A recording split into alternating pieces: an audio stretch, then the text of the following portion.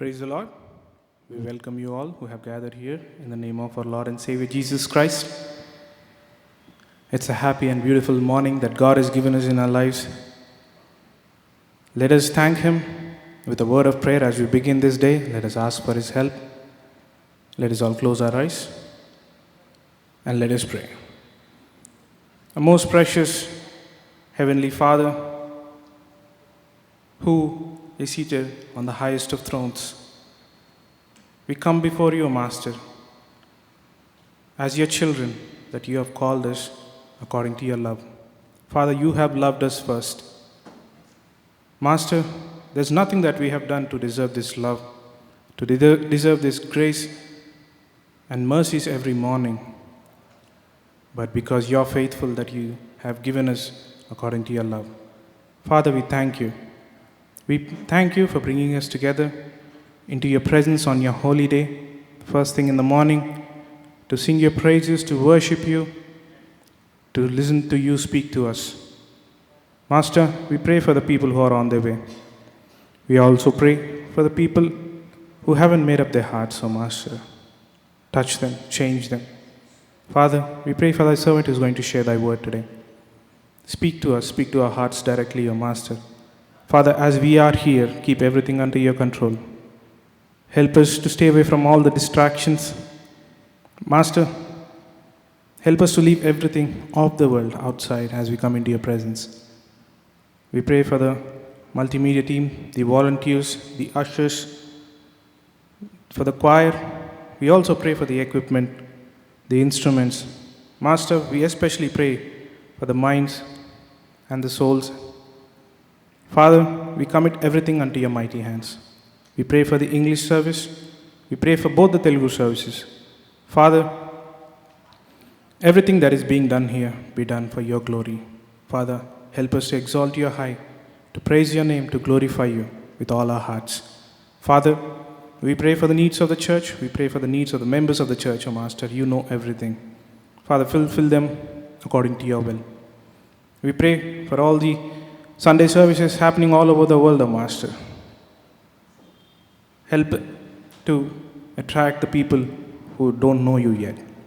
Father, we pray for the people who are spreading your gospel all around the world. Father, bless them, strengthen them as they go through tough times. Father, we also pray for the people who are sick in the hospitals. Father, we pray for our country. Father, we pray for all the countries that are suffering from COVID. Master, heal them, give them one more chance. Father, once again, as we come here, help us to worship you, glorify your name with all our hearts, not just with our mouths and lips. Father, we commit everything unto your mighty hands. All these things we ask and pray in the mighty and precious name of our Lord and Savior Jesus Christ. Amen.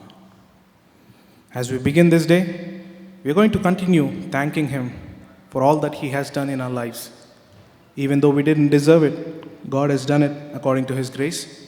We are going to start off with the song Give Thanks with a Grateful Heart. As we sing this, let us truly thank God with all our heart and glorify His name.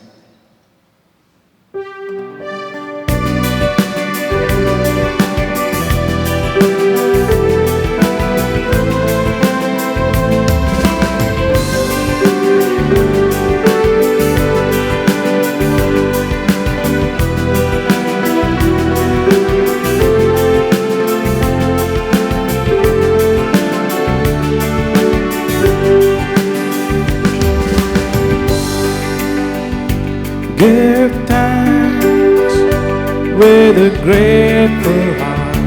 Give thanks to the Holy One. Give thanks because He's given Jesus Christ, His Son. Give thanks with a grateful heart. Give thanks to the Holy One.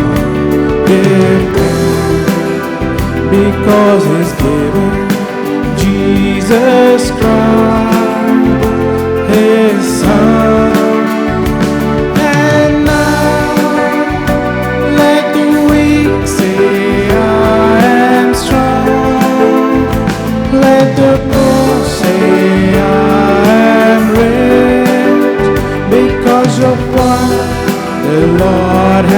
done for us. And now let the weak say I am strong. Let the poor say I am rich because of what the Lord has done for us. Give thanks.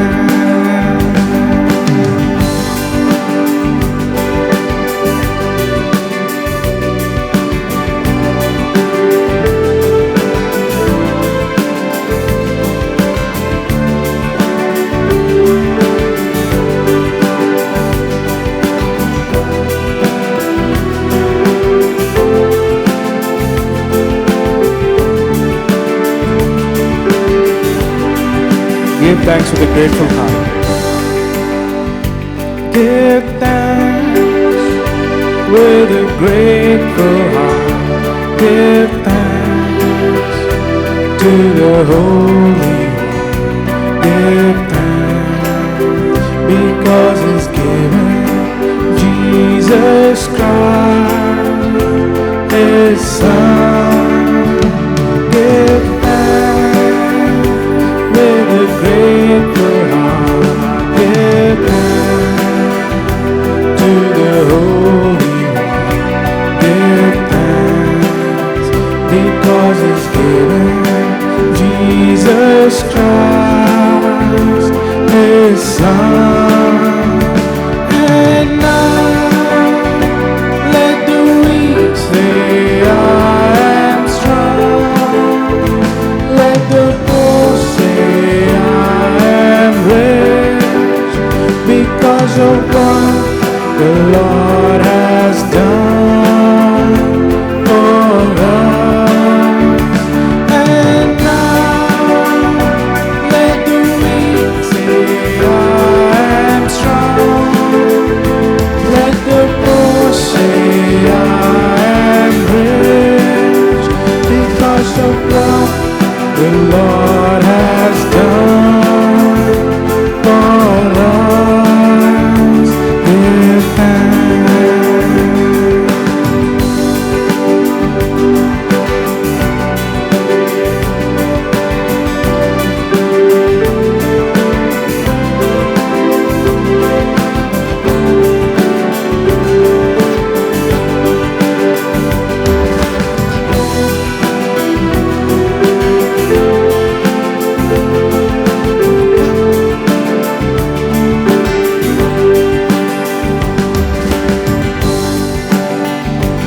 And now let the weak say I am strong.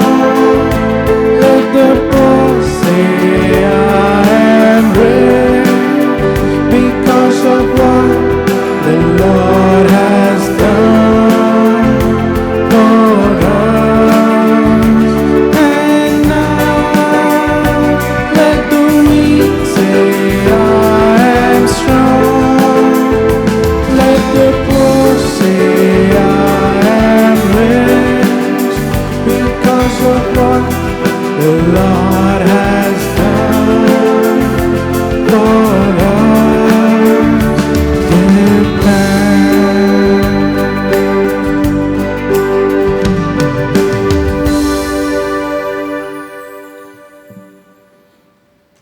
As we lift up His name and glorify it,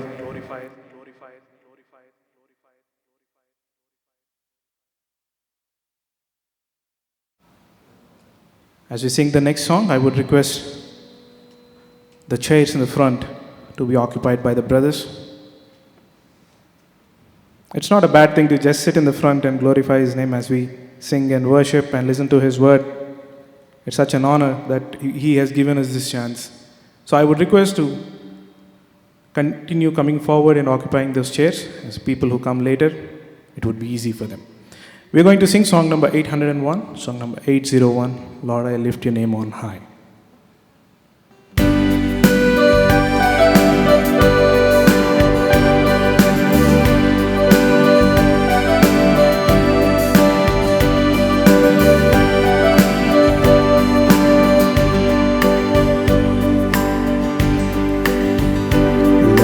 lift your name on high. Lord, I love to sing your praises. I'm so glad you're in my life. I'm so glad you came to save us.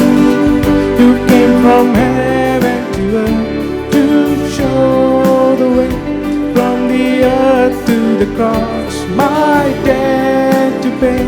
From the cross to the grave, from the grave to the sky. Lord, I lift your name on high.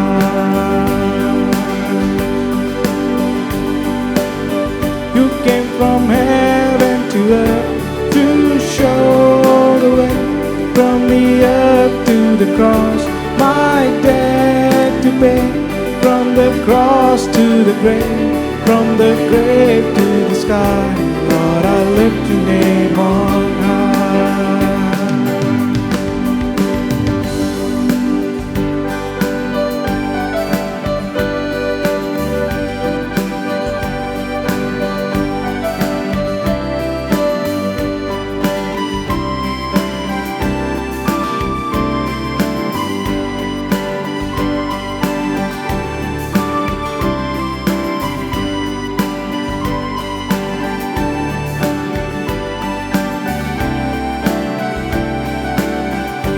Lord, I lift your name on high. Lord, I lift your name on high. Lord, I love to sing your praises. I'm so glad you're in my life. I'm so glad you came to save us. You came from heaven to earth to show the way. From the earth to the cross, my debt to pay. From the cross to the grave, from the grave to the sky. Lord, I lift your name on high.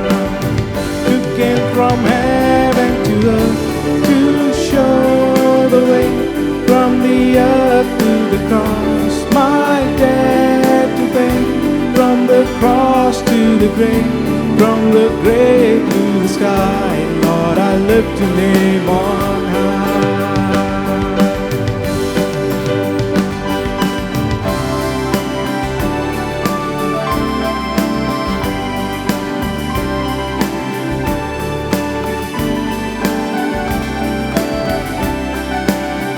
You came from heaven. You came from heaven to earth to show the way. From the earth to the cross, my debt to pay. From the cross to the grave, from the grave to the sky. Lord, I lift your name on high.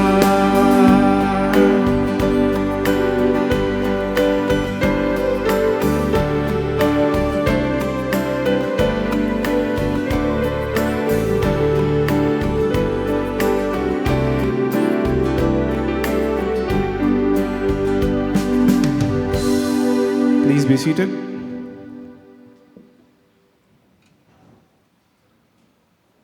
We are just pilgrims in this world, and with a belief that one day we will reach Him, we'll cross that river, and we'll be with Him forever. Our faith is something that is dependent upon the everlasting life that God has promised for everyone who believes in Him. We are going to sing a song about that and praise His name. Song number 665. Song number 665. There's a land that is fairer than day.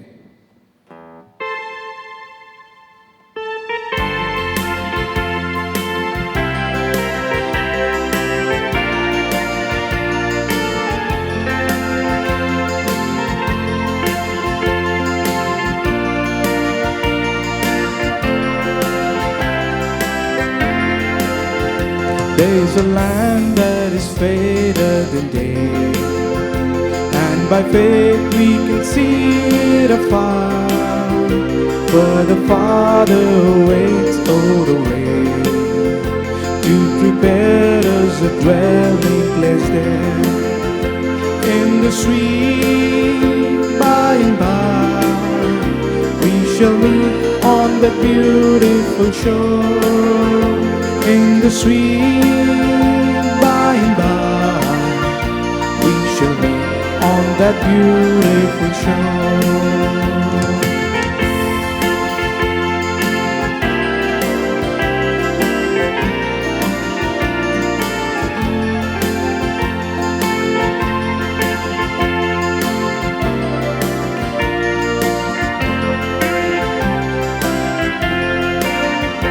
We shall sing on that beautiful shore the melodious songs of the blessed, and the spirit shall sorrow no more, nor a sigh for the blessing of prayer. In the sweet by and by, we shall meet on that beautiful shore. In the sweet by and by, we shall meet on that beautiful shore.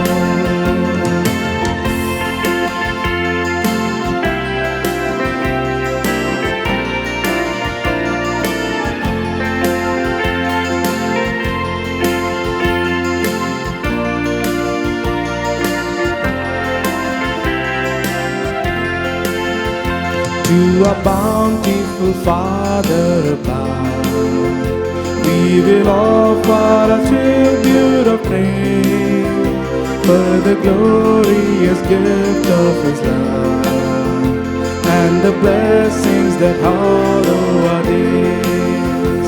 In the sweet by and by, we shall meet on that beautiful shore. In the sweet by and by, we shall meet on that beautiful shore. In the sweet by and by, we shall meet on that beautiful shore.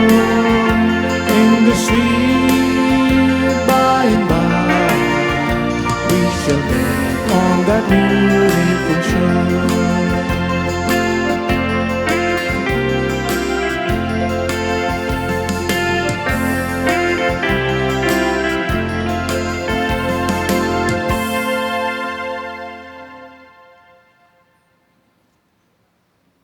As we continue to worship Him, let us sing a song that most of us know, a very familiar and a very meaningful song, song number 804. As the deer panteth for the water, my soul longeth after Thee.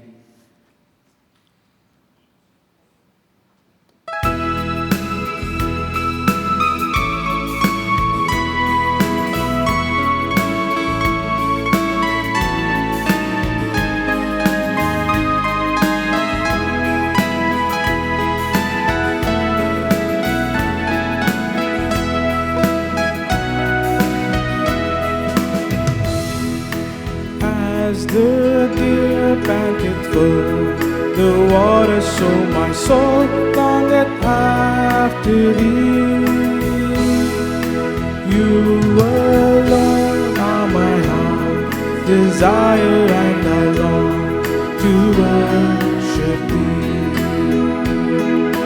As the deer panteth for the water, so my soul longeth after Thee.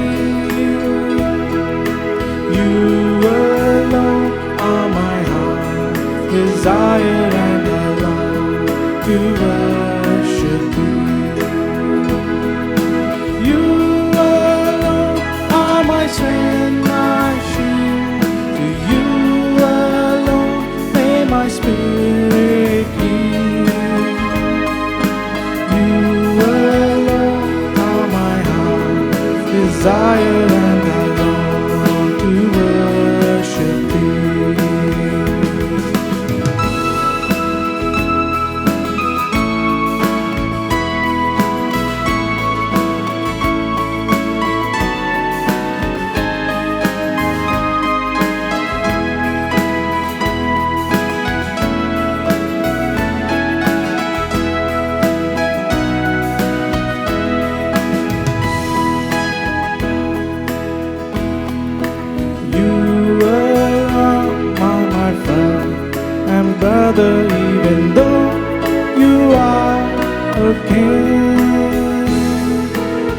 I love you more than any other, so much more than anything. You alone are my strength, my shield. To you alone may my spirit be. You alone are my heart desire, and I long to worship you.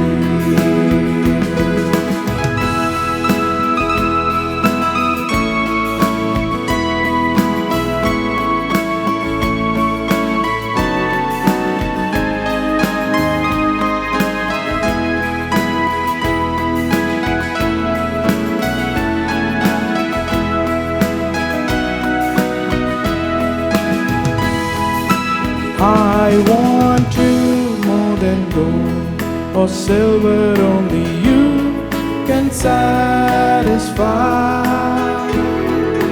You alone are the real joy giver and the apple of my eye.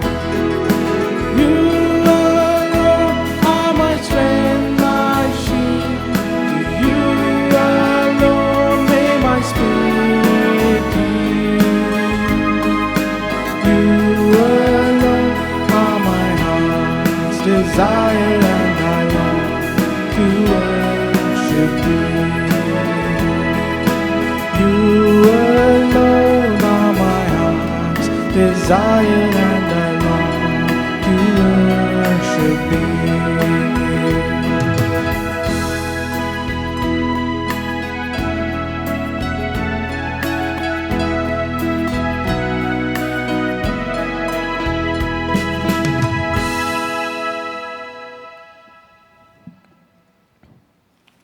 Even though we pass through tough times and we feel that God is not there by our side, it's human to feel so. But the truth is, He's always there with us because He has promised that He would be with us. And who else is best at keeping His promise than God? So even in these troubled times, even as we go through these frustrating and terrible and sad times, we are still here to sing His praises, to worship Him no matter what comes. As we sing this song, I will sing, I will praise. Let us submit ourselves unto God and truly believe and accept that we will sing His praises, whatever the situation may be.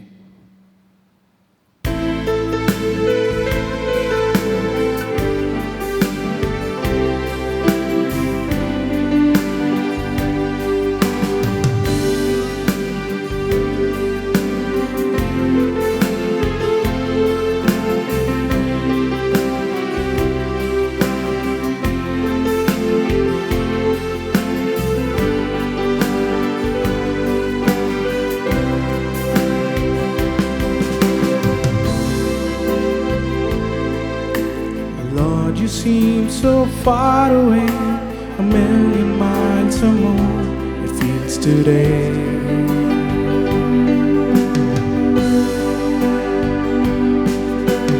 Though I haven't lost my faith, I must confess right now that it's hard for me to pray. 'Cause I don't know what to say, I don't know where to start. But as you give the grace with all that's in my heart, I will sing, I will praise. Even in my darkest time, through the sorrow and the pain, I will sing, I will praise. Lift my hands to honor you, because your word is true. I will sing.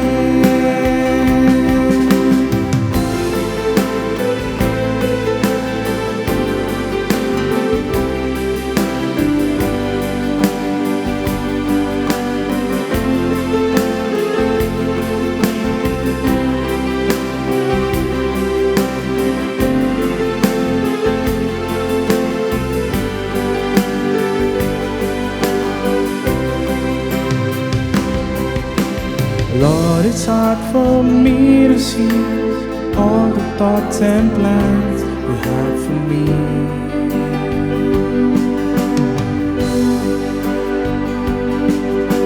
But I will put my trust in you, knowing that you died to set me free.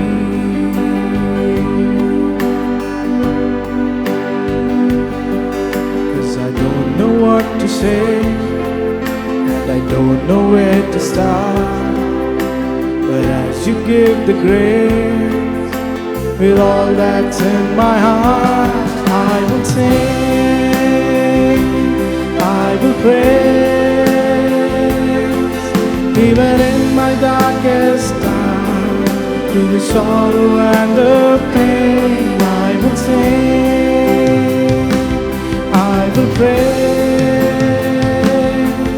Lift my hands to honor you, because your word is true. I will sing, I will praise.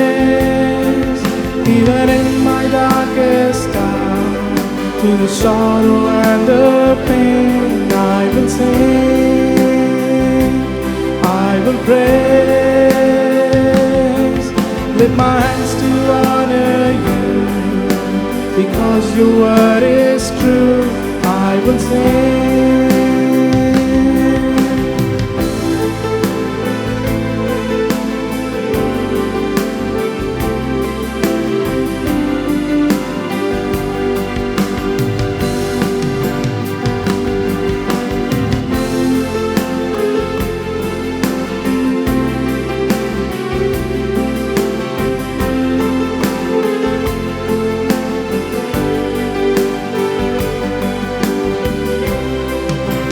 I don't know what to say, 'cause I don't know what to say, and I don't know where to start. But as you give the grace, with all that's in my heart, I will sing, I will pray. Even in my darkest time, through the sorrow and the pain, I will sing, I will pray. Lift my hands to honor you, because your word is true. I will sing, I will pray. Even in my darkest time, through the sorrow and the pain, I will sing, I will pray. Lift my hands to honor you, because your word is true. I will sing.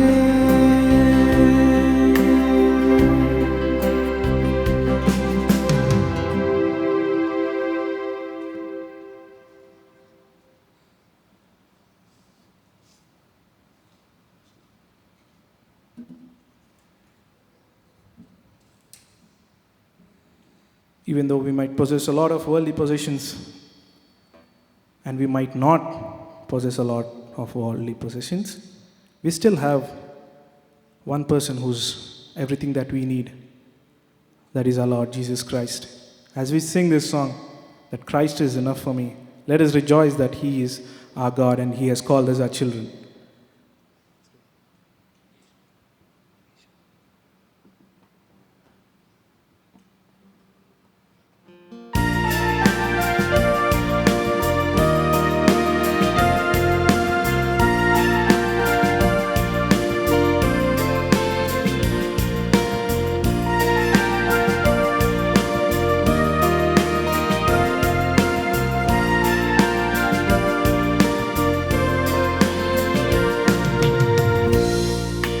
Christ is my reward, and all of my devotion. Now there's nothing in this world that could ever satisfy. Through every trial, my soul will sing, no turning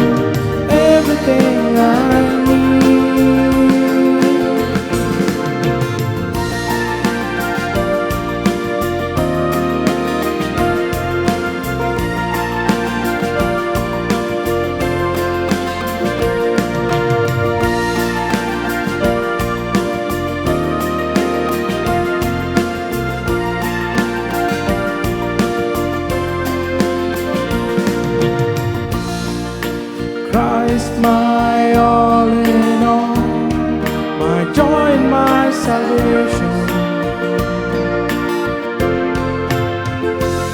And His hope will never fail. Heaven is our home. Through every storm, my soul will sing. Jesus is here. To God be the glory. Christ is enough for me. Christ is enough for me.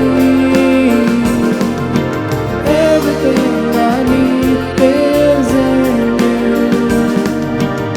Everything I need. Christ is enough for me. Christ is enough for me. Everything I need is in you. Everything I need. I have decided to follow Jesus. No turning back. No turning back. I have decided to follow Jesus. No turning back. No turning back. The cross before me, the world behind me. No turning back. No turning back. The cross before me, the world behind me. No turning back. No turning back. Christ is enough for me. Christ is enough for me.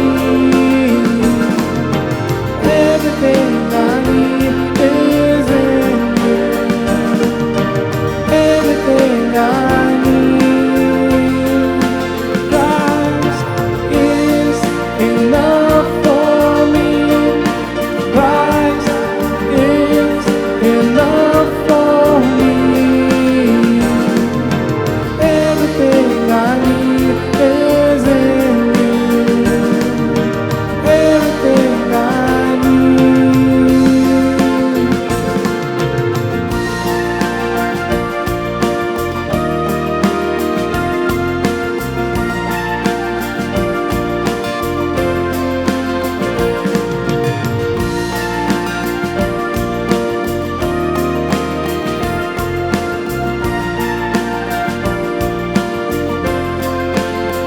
Christ is enough for me. Christ is enough for me. Christ is enough for me. Everything I need is in you. Everything I need. Christ is enough for me. Christ is enough for me.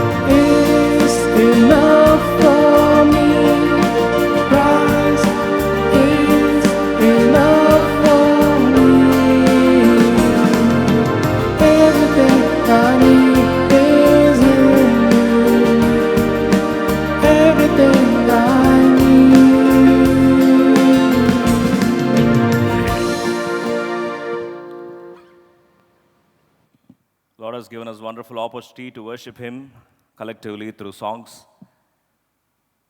Now it is the time we hear the word of God. Let's turn our Bibles to book of Jeremiah, chapter 9, reading verses 23 to 24. We have embarked on the journey to meditate and to know God. And as we have begun this theme on knowing God, how precious, how serious, how important this theme is. In order to understand this, let's turn our Bibles to book of Jeremiah, chapter 9, reading all together verse 23 and 24 prayerfully. Thus saith the Lord, let not the wise man glory in his wisdom, and neither let the mighty man glory in his might. Let not the rich man glory in his riches. Verse 24. But let him that glorieth glory in this, that he understandeth and knoweth me, that I am the Lord, which exercise loving kindness, judgment, and righteousness in the earth. For in these things I delight, saith the Lord. May the Lord bless the reading of this portion, and may He speak to each one of us afresh today morning. Speaking straight to the heart, what makes us feel proud about? If we contemplate and speak honestly, definitely our achievements make us proud. Sometimes the background makes us proud. Sometimes there need not be any reason, but we feel proud. But when Jeremiah reminds the children of Israel and says that where are we supposed to feel proud about? Then he reminds in verse 23, are you feeling proud about your wisdom? Are you feeling proud about your strength? Are you feeling proud about your knowledge or your richness? Then he goes on to say, where exactly are we supposed to feel proud about? Verse 24, let's read all together the first part. And today let us glean few more thoughts about knowing God and how powerful it could be if we know who our God is. Verse 24, all of us together, please. But let him that glorieth glory in this, that he understandeth and knoweth me. Let's pause. If at all something makes us feel proud about is our knowledge and our understanding about our God. In fact, as we have seen the last Sunday, that spiritual maturity is directly proportional to knowing God. In fact, the entire Christendom, as we have seen last Sunday, can be divided grossly into three categories. The first group is infancy. The second group is the young age, and the third is the fatherhood. And who are the fathers? Fathers are the one who know Him personally. That's why in our life, many times we get this question, why? Most often, we always have this question, why God is taking me through crisis? Why God is taking me through Red Sea experience? Why God is taking me through problems? Why problem after problem after problem? Why? The straight answer to this is, God takes us through different places in our life. God takes us through different experiences in our life. His ultimate purpose is that we should know Him. We should understand Him. We should experience Him personally.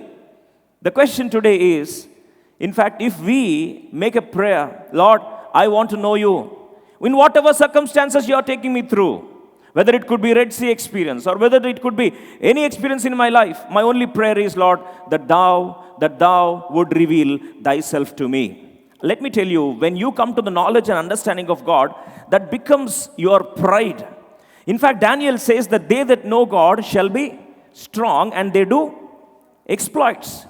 Knowing God not only gives you strength, knowing God not only makes you feel proud about, knowing God not only gives you the capacity to do exploits, knowing God is a symptomatic feature of maturity, spiritual maturity. That's why we have seen how the Red Sea split and how we can stand still amid storms. In fact, we have been thoroughly meditating about knowing God, and this series, the last 4 thoughts we have seen. Does any one of us remember? Omnipresent God, secondly. Omniscient God, that means God who has all knowledge, all knowing God. Thirdly, omnificent God, that is El Elyon. How many of us remember that? Praise God. And fourthly, it was omnipotent God, that is all powerful God. That's why we have seen 4 important facets of our God. That is, I am that I am. That's why God says, know me, stand still and see that I am God. If we have to experience God personally, and if we have to experience stillness amid storms, it can only happen when we know who our God is. That's why, firstly, it is very clearly we understood the 4 facets of our God. Now today, we are going to see the 5th facet of our Heavenly Father. Let's embark on the journey to know who He is. Let's quickly turn our Bibles to book of Exodus chapter 33. Let's turn our Bibles quickly to book of Exodus chapter 33. In fact, one of the principal signs of God taking us through different experiences in our life, let's straight away delve into Exodus chapter 33, reading all together verse 19, please. Exodus chapter 33, verse 19. A normal man, when he was called to become a phenomenal leader, one of the beautiful promises of God encompasses this truth. Let's turn quickly to Exodus chapter 33, verse 19. All of us together, please. And he said, I will make all my goodness pass before thee. Hope we all have our Bibles, if at all. If not, we have at least the screen. And I believe that we all have at least the minimum literacy. Therefore, let's read all of us together, please. Loudly. 19. And he said, I will make all my goodness pass before thee, and I will proclaim the name of the Lord, and will be gracious to whom I will be gracious, and will show mercy on whom I will show mercy. In fact, a normal human being as Moses, when he is transformed into a mighty leader, one of the principal life-changing encounter that he had, that he prays, Lord, unless thou come with me, I will not go. Unless thou art with us, we will not proceed any further. At that moment, God says, listen, Moses, let me tell you something. Let me promise you something. And now he says, I will make all my goodness, mark those words, I will make all my goodness pass before thee, and I will proclaim the name of the Lord before thee. See, there are 2 words here. The name of the Lord being proclaimed, before that, what does he announce? I will make all my goodness pass before thee. In order to understand who our God is, we always need to understand our God is full of goodness. That's why the actual word, the root word, is called omnibenevolent God. Omnibenevolent God. That's why omnibenevolence means God who can do only good. If you ask him to do anything outside his feature, he says, I cannot. Let's quickly see how God wanted to manifest, reveal his goodness to his children in the context of Red Sea. Let's turn our Bibles to book of Exodus chapter 14. Exodus chapter 14, reading all together verse 11. You see what did people understand? His own children, whom he felt as his firstborn. Exodus 33:14. His own firstborn, how did they feel about their God? How did they feel about their father? This is how most often we go wrong in our life. In fact, when we come to a point of a dead end, when we come to a point of a crisis, immediately our understanding about God is God has become a villain in our life. We feel that God wants to, he's a sadist, he does something like this. I don't know what pleasure he derives when he takes me through stressful situations, one after other. I don't know what is God doing. What do you understand about God? Exodus, let's turn our Bibles to Exodus chapter 14, verse 11, prayerfully please. Now what are the children of Israel saying? All of us together. And they said unto Moses, because there were no graves in Egypt, hast thou taken us away to die in the wilderness? Wherefore hast thou dealt thus with us to carry us forth out of the Egypt? See, their understanding about God is God brought them thus far, especially brought them to Red Sea, and their impression about God, understanding about God is, they say, are there not graves in Egypt? That means their perception about God is, this God brought us all the way here so that he wants to kill us. Don't we say this? When situations are comfortable, our understanding is great. We say, Lord, he's such a good God. You have got a gold medal, you say, Lord, how great thou art. You are the good God. On a birthday, we'll say, Lord, I remember your goodness. Huh? And sometimes when God gives you a good payback and your promotion, you say, my God is a good God. But when things go out of control, when you go through a situation like a Red Sea, can you still say, my understanding about God is, he is always good. Omnibenevolence of God does not change with time. Understand this sentence. Omnibenevolence of God does not change with time, does not change with situation, does not change with whatever changing context we go through. See, we have a very, very dynamic nature. The dynamic nature is we are good at good times. When all is good, we are good. Don't we say that? Be good with me. I will also be good with you. That's human nature. We are not omnibenevolent. We are only benevolent in situations. That's why an angel can become a devil, provided the right context. In a right context, in a right context, a devil can become an angel.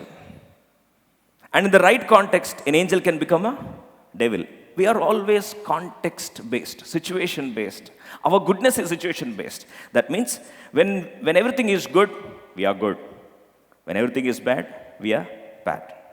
But our God's nature is, He's good even when we don't understand what He's doing, even when we feel things are not good, He is still good.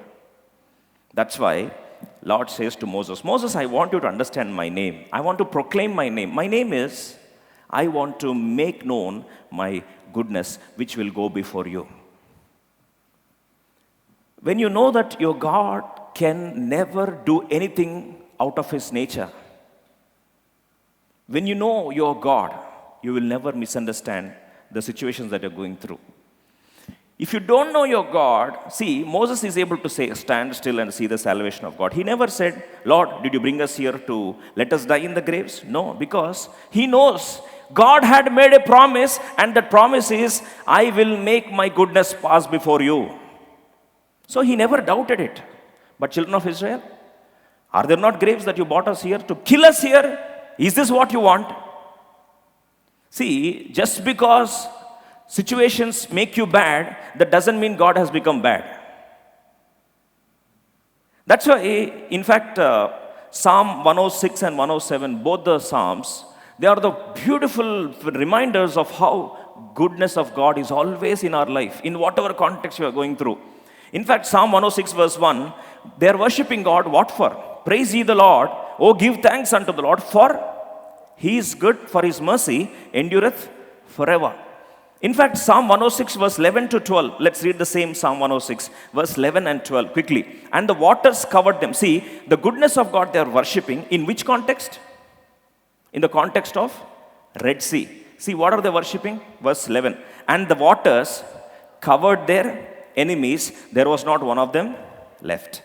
See, the goodness of God, when God demonstrated in the life of the children of Israel in a Red Sea experience, after hundreds of years, even their heritage, their offspring, generations later, even Psalmist David remembers and says, Lord, our forefathers remembered thy goodness. They tested and they experienced that you are an omni-benevolent God, and now when your goodness was manifested in our lives, we want to praise you, Lord. And they remember waters covered their enemies, and there was not one of them left. Verse 12, please. Psalm 106:12. Let's read all of it. And then believed they his words, they sang his praises. When do we taste God's goodness? We often go wrong. We feel when things are going good, then only we should give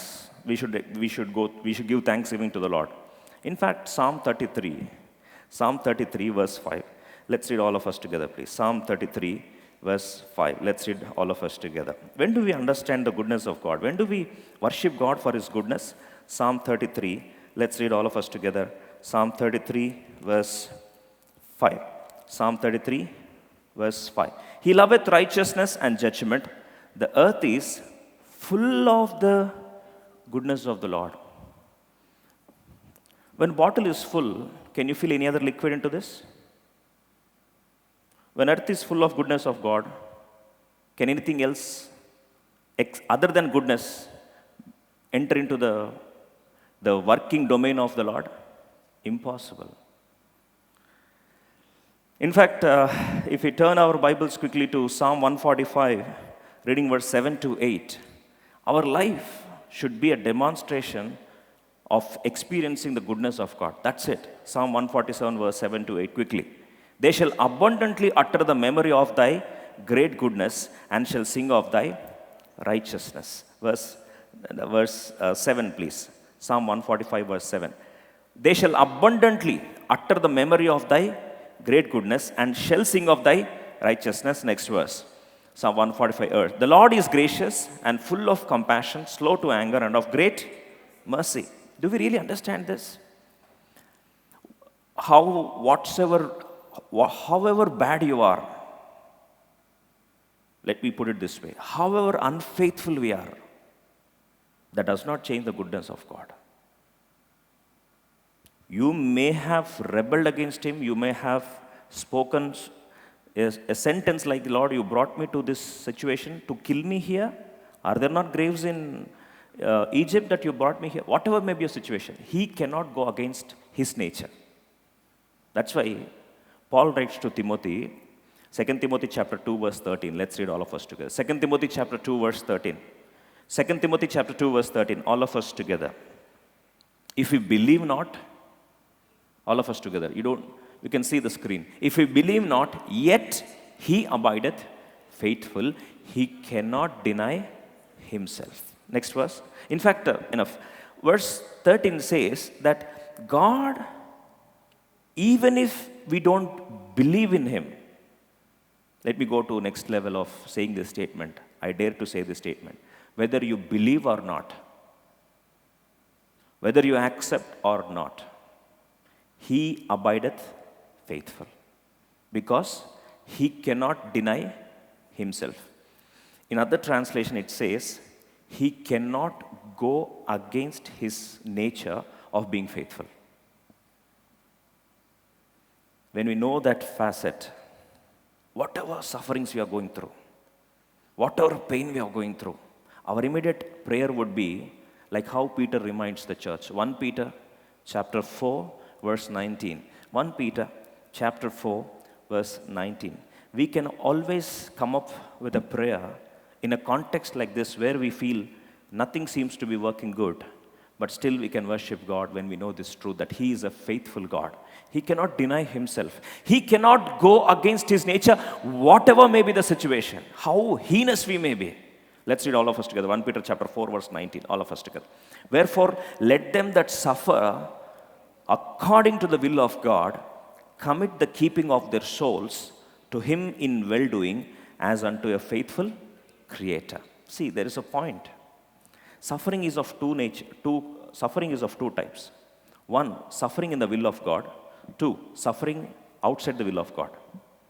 Many times we commit mistakes going outside the will of God. Then we blame God and say, all this suffering, as we just heard in the message, you only allowed, Lord.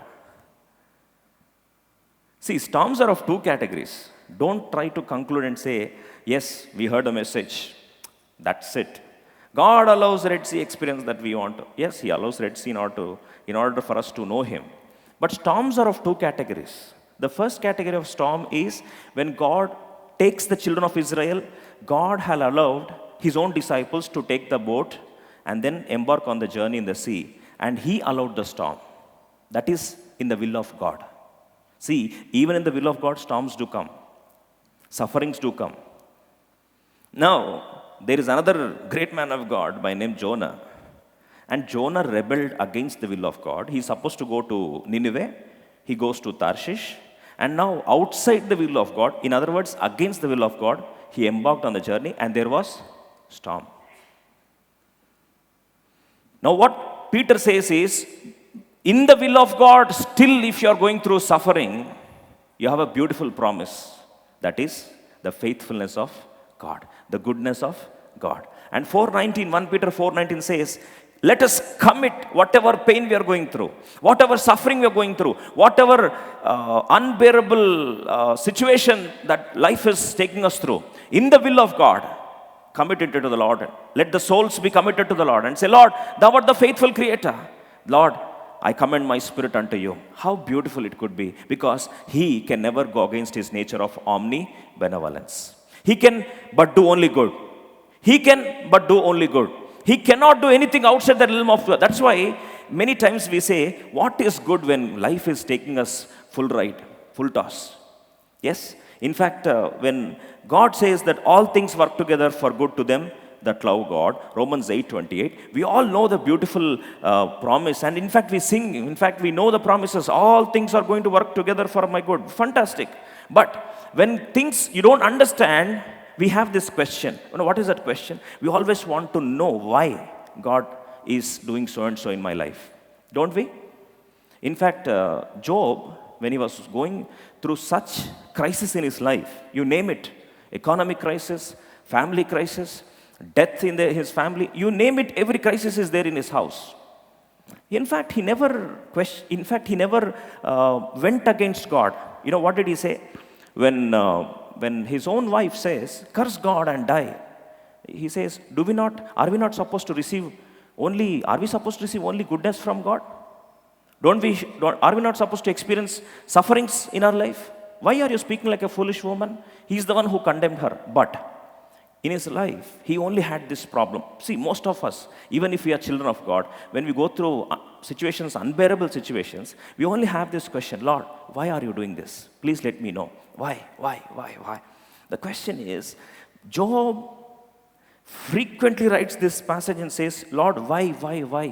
Why are you taking me through this? See, when we are going through a Red Sea situation, we don't understand why till we fully experience it and then come out of it.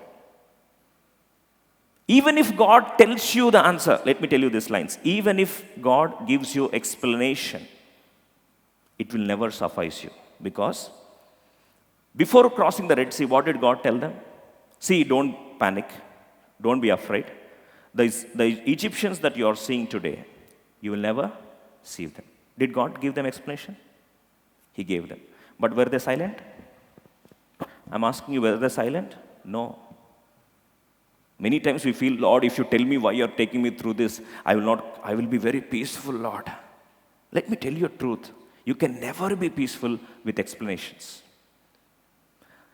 Calmness can never come to broken hearts when you expect explanations. The calmness comes when we believe in His promises. When God says it, He means it, that's all. When He says that I am taking you through Red Sea, the Egyptian army whom you are seeing, you will never see them. When He says it, you need to understand that. It's just a promise. But if you seek explanation, Lord says, John's Gospel chapter 13, verse 7, please. John's Gospel chapter 13, verse 7. See, this is where we always feel frustrated. Don't expect God to answer every possible question that you shoot at Him. Don't expect you are a question bank and He is there to answer the question. He can answer, but you can't understand. You know, what does He say? John's Gospel chapter 13, verse 7. Let's read all of us together. Jesus answered and said unto him, what I do, thou knowest not now, but thou shalt know hereafter. Today, you might have asked a question, Lord, why this sickness in my life? Why this financial crisis in my life? Why this shame in my life? Why this problem in my life? Why this unbearable torture in my life? Why this dead end in my life? Why this Red Sea? You ask 100 questions. God says, if I answer you as well, you will not understand now, but you shall know it later. And I'll tell you, later on, even if he gives explanation, you don't want to listen to the explanation. You know why? We know the answer. Huh? It's not that we know the answer. Let me tell you something. Job had hundreds of questions. You read book of Job, he had so many questions. Lord, why did you do like this? Fine. You know, I'll prove my righteousness before him. Even if he slays me, even if he kills me. Wow, what a stalwart faith we believe, right? He said so many things and he wanted to know so many answers. Now, one fine day in the whirlwind, God comes and says, what, Job? Were you there when I laid the foundation to the earth? He's shocked. And let me tell you, when God starts answering you, the magnanimity of God overwhelms you and you will just shut your mouth. Turning our Bibles to book of Job chapter 40, reading verses 1 to 5. Is this what the response that we expect from Job? Job chapter 40, verses 1 to 5. Quickly, please. Moreover, the Lord answered Job and said, verse 2, shall he that contendeth with the Almighty instruct him? He that reproveth God, let him answer it. Job answered the Lord and said, verse 4, behold, I am vile. What shall I answer thee? I will lay my head upon my... See, what is the meaning of that? I will lay my head upon my mouth. What is the meaning of that? In our language, I will shut my mouth. Now what does he say? Verse 4, behold, I am vile. What shall I answer thee? I will lay my hand upon my... Means what? You can feel it. I will shut my mouth. Next, verse 5. All of us together. Once have I spoken, but I will not answer. Yes, twice, but I will not proceed no further. Now God is saying, come on, Job, what all questions you want to ask me, ask me. Come on, what all you have doubts? He says, Lord, I'm sorry. You know what? This is what happens when you understand the magnanimity, the omnibenevolence of God. When he starts answering, let me tell you, it is overwhelming. It is shocking. There is no point to know also. I'm asking a question. Do you need to know how this works? Are we really bothered? Do we care? If someone asks me how this works, I say, I'm least bothered. Whether it works or not is matters. Is my voice amplified or not? What matters to me? Whether how this works, what are the transistors inside, how the mechanism is, that's nonsense to me. I don't need it. I'm not studying physics here. The purpose of the mic is to amplify the voice, and that is being done, and that's enough for me. When I know that my God is omnibenevolent in whatever situation He is taking me through, I don't need to know why. Because whatever He does it in His nature, that is omnibenevolence. He can never go against His nature. He cannot deny Himself. And even if you try to ask questions, if He tries to answer you, let me tell you, we go through, in fact, more overwhelming situation than Job. Job knows who God is. When he became silent, he says, I'll put my hand upon my mouth. I'll shut my mouth. No, Lord, I spoke once, I'm sorry. No, next second time, I'm not going to speak. How long you ask a question? Why? Lord, why did you do this? Let me tell you something. When you know that God is good, and when He does everything in the benevolence of God, let me tell you, our lives will be a lot of assurance of calmness, because we know that ultimately things are going to be turned unto for our good. In fact, what is the secret of calmness of Joseph? He understood that God is benevolent. That's why he says to his brethren, you planned evil against me. You wanted to end my life. You wanted to sell me away. But let me tell you, God, Genesis chapter 50, verse 20, quickly. Genesis chapter 50, verse 20, let's read that and let's go further. Genesis chapter 50, verse 20, all of us together. But as for you, you thought evil against me. But God meant it unto good, to bring to pass as it is this day, to save much people alive. God has done it for good. You ask the children of Israel, was Red Sea experience good for you? They say yes. If Red Sea experience wasn't there for us, I'm talking about post Red Sea crossing.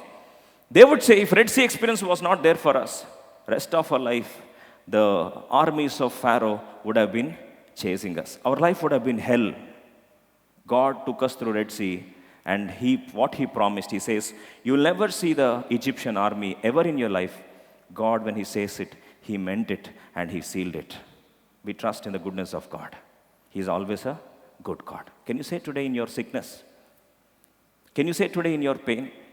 Can you say today in your marital problem? Can you say the same statement, Lord, you are always good, I don't question you? Sometimes things don't seem logical for us, isn't it? We have hundreds of questions. Supposing if right from the beginning of the Genesis till Revelation, every page has got questions. Don't we question? See, when Abel offered a better sacrifice, is that the ending that God gives to Abel? Is he not the first sibling? Who are the children of Adam? Are we here? Who are the children of Adam? Cain and Abel. So what is the first sacrifice? Who gave the first sacrifice? Abel. Is that the ending you expect? How did Abel die? Oh my God. How did Abel die? Grand old age, natural death, or what? Abel's is the first martyr. You do something good and you're killed, then what is the goodness of God? Yes, we have hundreds of questions like this. In Graham Stein's family, what is goodness of God? That he killed him. Innocent children, they came to serve God and God couldn't protect them. Is he God? Is it the goodness of God? Is that the goodness of God? 12 of his apostles, 12 of the disciples of Lord Jesus Christ, except for John, all of the rest were killed brutally. Some were skinned alive, crucified upside down. Why? Is this the goodness of God? Is this the goodness of God? You have hundreds of questions like that. But when are they going to be answered? Lord says, you don't understand now, I'll tell you later. So in fact, when situations go out of control, when we feel that absolutely things are going haywire, we always feel, can good God do mistake? Can a good God do something which is outside his nature?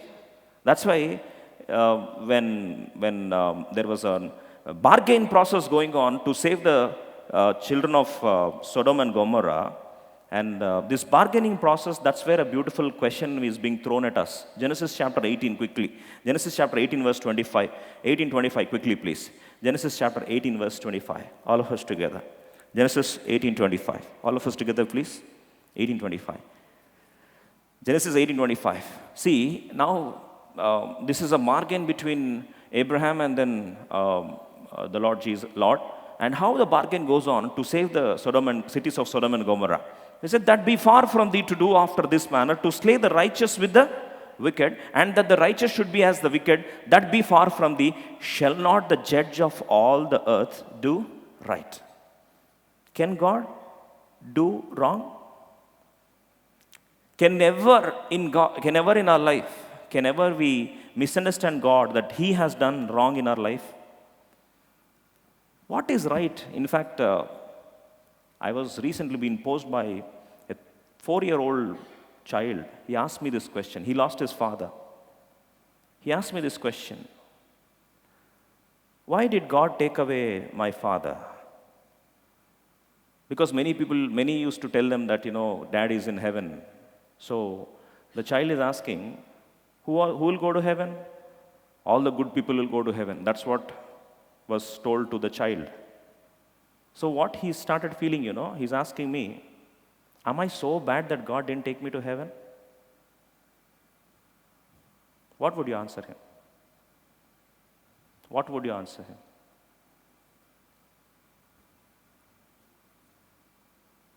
He says, I'll just go touch my dad and come back.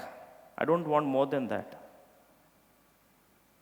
Am I such a sinner that God took away my dad? Is it because of me that God has taken away my dad? So many questions.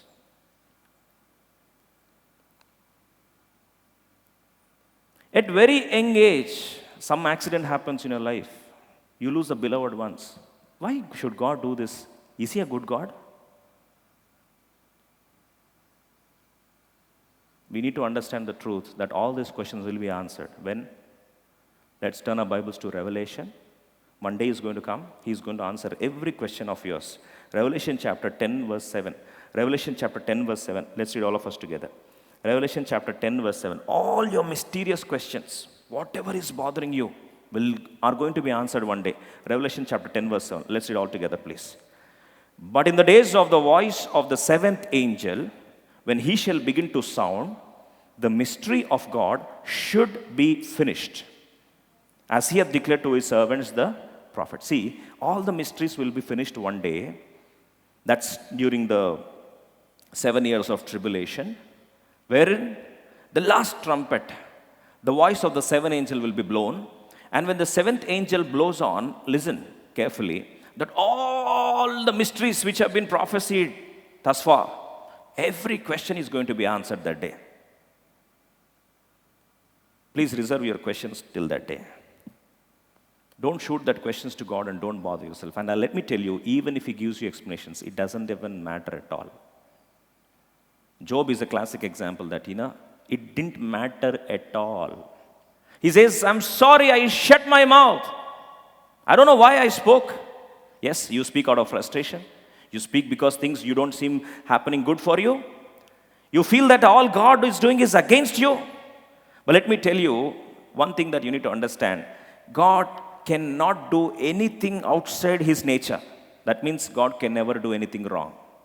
God can never do anything against God's principles of goodness and omnibenevolence.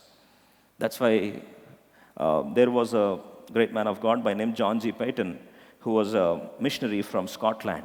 And God inspired him so much that he wanted to go to New Hebrides Islands, because in this place that God was showing him that he's supposed to minister unto the Lord. Then he decided to go. He hosted a Thanksgiving farewell meeting. And all the pastors, so-called missionaries, joined him.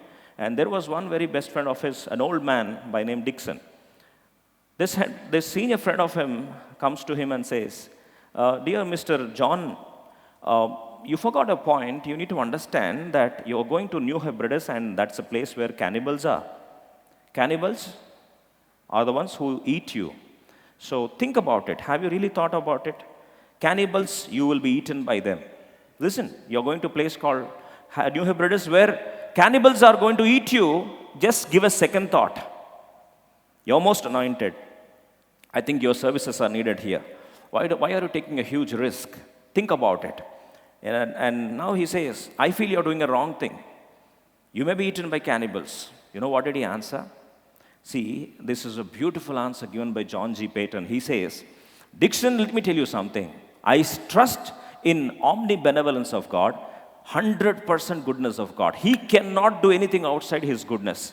Even if, now this is where I was touched. He says, even if God allows me to be eaten by cannibals, I still believe He's a good God. Therefore, since He told me to go, I'll go. Then for which he started giving an explanation. Yes, I understand that I will become food to human beings. I'm happy. But let me tell you something, Dixon. You need to also understand that you sitting at home in Scotland, you are older than me. One or other day you're surely going to die. Right? You're going to die. For sure you're going to die. But when you die, you know what? In other 3-4 days after your death, you will be eaten by worms. Understand, I am already eaten by cannibals, human beings, and you will be eaten by worms. So, don't try to teach me about the goodness of God.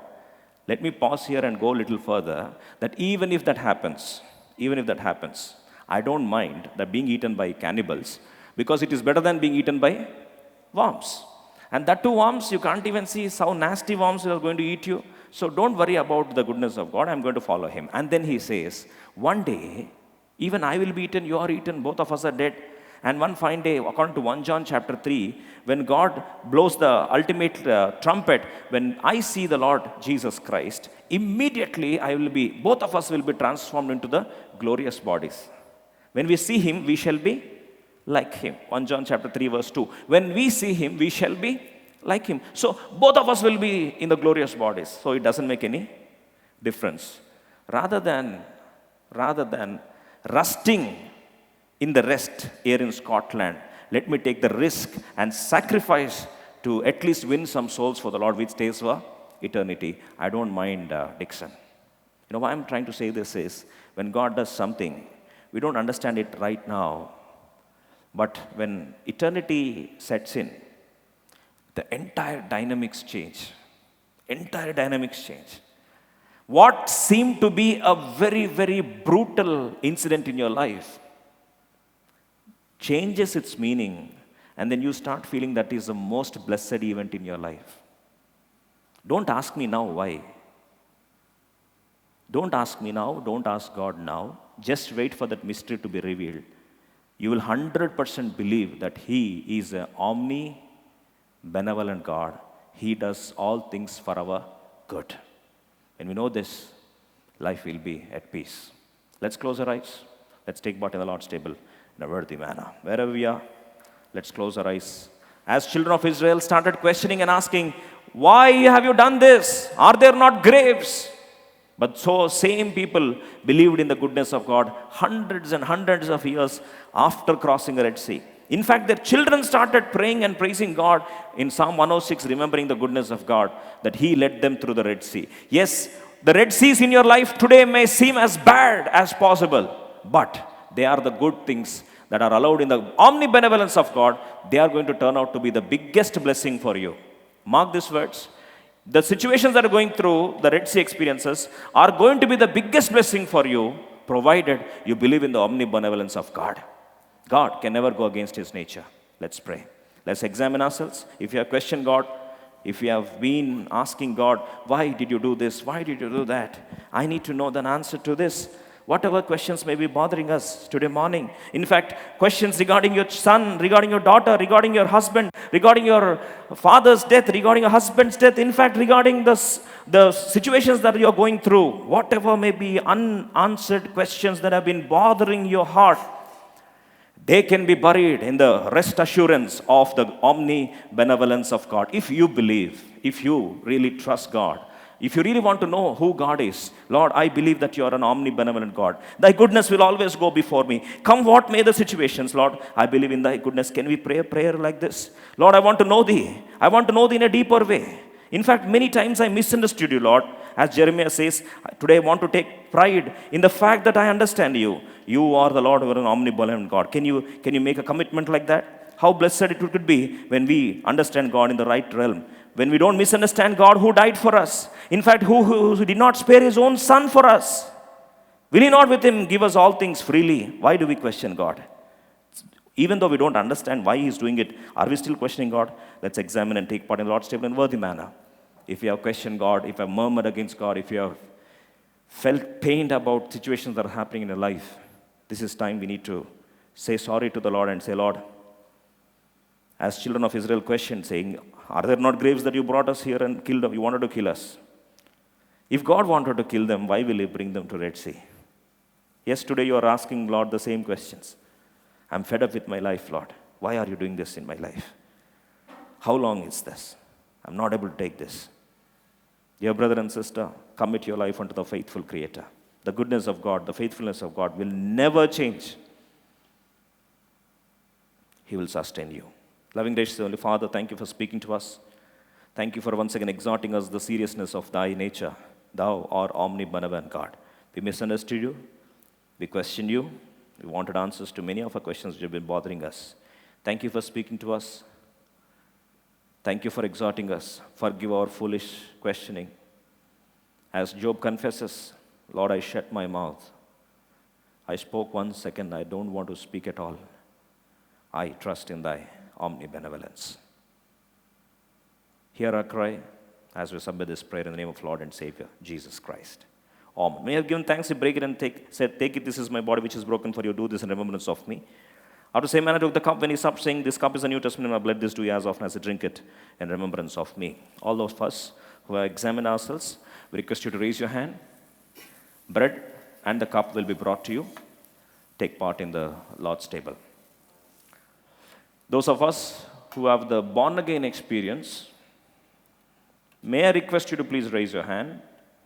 Bread and the cup will be brought to you.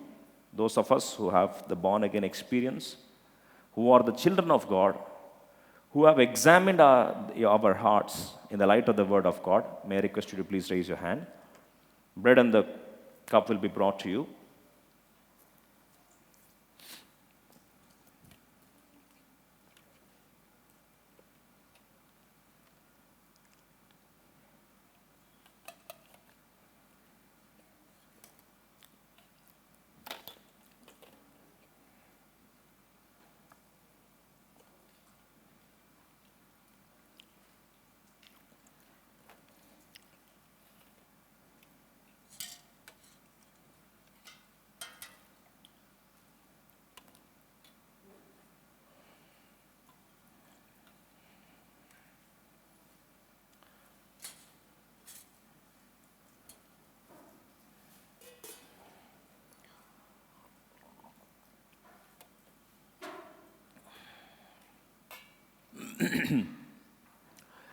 We believe that everyone received the bread and the cup.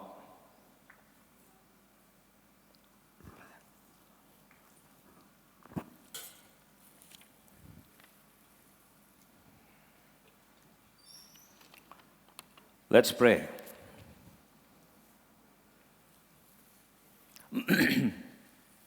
Loving, gracious, Heavenly Father, thank you and worship, Lord, for giving us the blessed privilege to dine around thy emblems of thy body and thy blood. Thank you for speaking to us that thou art an omnibenevolent God. Many times we questioned you. You wanted to know answers for many questions that have been bothering us. But one day you're going to answer them. In thy overwhelming glory, all our questions will be shattered. Lord, help us to know that what thou art doing right now we don't understand, but we'll know it later. Father, as we especially remember the prayer requests of the dear ones who are gathered around, Father, we pray, Lord, for Ishan's exam from tomorrow. Give thy grace. May the Lord James chapter 1 verse 5 may be fulfilled. And also we pray for Angelica as she is writing inter first year final board exams from tomorrow, from 25th October till November 1st. Lord, we pray for both of them, Lord, their exams. Give thy grace. The sustenance of the Spirit of God may, once again, the indwelling nature of God may empower them. And above all, we pray, Lord, that thy promises may absolutely be fulfilled. And they that honor thee, indeed may be honored by thee. Father, we pray for every member of the family represented here. We pray, Lord, for the Life Temple members and also for those who are watching live. Father, we pray for every member of the family represented here, Father.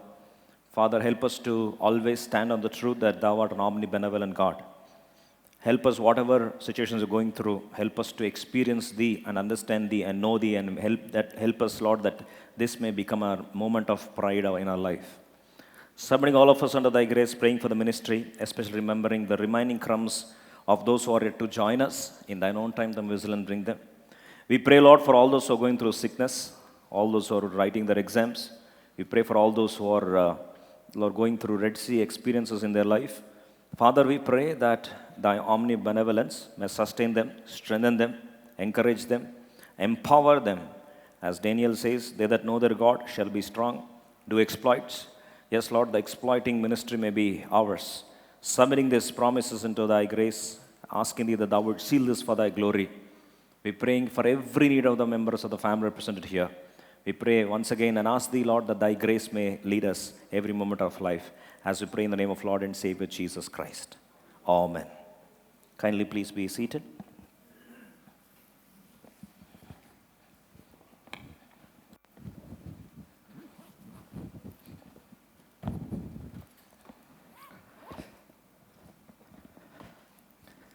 Kindly listen to the announcements. We have 3 services every Sunday. After the English service, we'll have 9 o'clock Telugu service and then 11 o'clock Telugu service as well.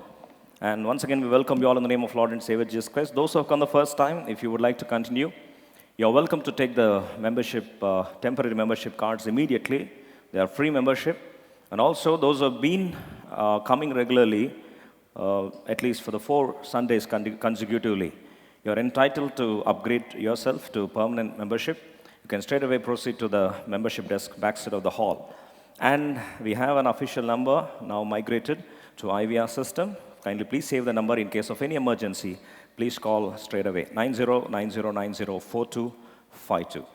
And once again, we request you that all those who have already saved this number, all those who know this number, please save the number because official communication is coming through this changed IVR number. Let's all stand up and offer our offerings unto the Lord.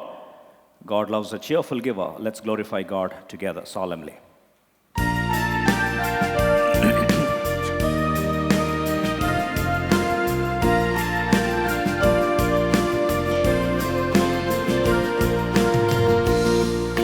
Christ is enough for me. Christ is enough for me. Everything I need is in you. Everything I need. Though none go with me, I still will follow.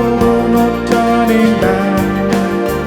No turning back. Though none go with me, I still will follow. No turning back. No turning back.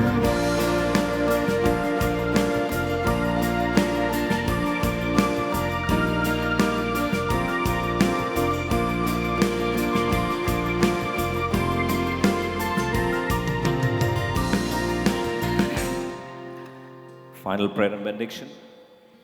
May the loving dear Heavenly Father, we thank you and worship you, Lord, for giving us blessed privilege to hear thy word. Thank you for accepting our worship.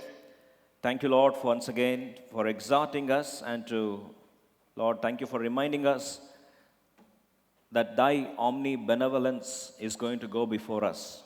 Whatever may be the situations, whatever may be the Red Sea experiences, whatever crisis we are going through, Lord, it doesn't matter to us because thy omnibenevolence is going to go before us, and that's enough for us, Lord.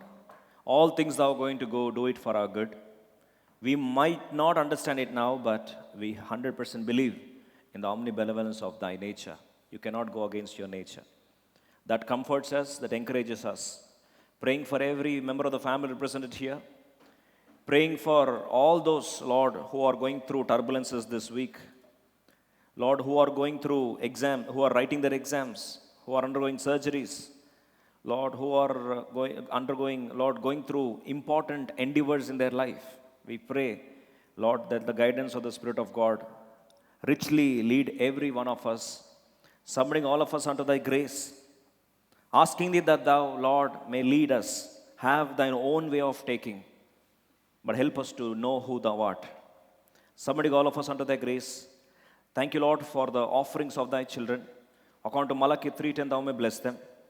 Lord, once again, submitting all of us afresh unto the throne of grace, praying for the timely help for this entire week. Let thy faithfulness lead us and guide us as we pray in the name of Lord and Savior Jesus Christ. Amen. May the love of Heavenly Father, the grace of Lord Jesus Christ, the constant communion of the Holy Spirit God, may be with each one of us now and forevermore. Amen. Praise the Lord. Thank you for joining us.